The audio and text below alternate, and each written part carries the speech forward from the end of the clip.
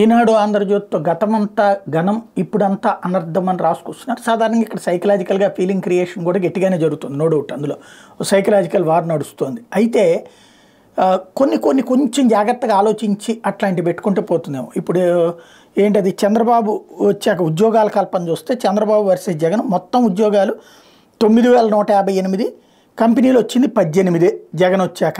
అదే చంద్రబాబు నాయుడు టైంలో 27,602 కంపెనీలు, 5,13,351 ఉద్యోగాలు అంటూ రాసుకొచ్చారు. 5,13,501 ఉద్యోగాలు వచ్చేటప్పటికి దీంట్లో 27,602 కంపెనీలు, అంటే దగ్గరగా భారీ ఎత్తున ఉద్యోగాలు వచ్చేసినాయి అన్నట్టు. ఇంతకీ ఆ 27,602 కంపెనీలు ఎక్కడ పెట్టారు? అమరావతిలోనా, గుంటూరులోనా, విజయవాడలోనా, లేకపోతే కనుక మంగళగిరిలో పెట్టారా?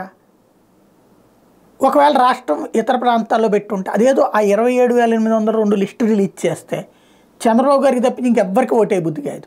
ఒక్కసారి చెక్ చేసుకుంటే బెటర్.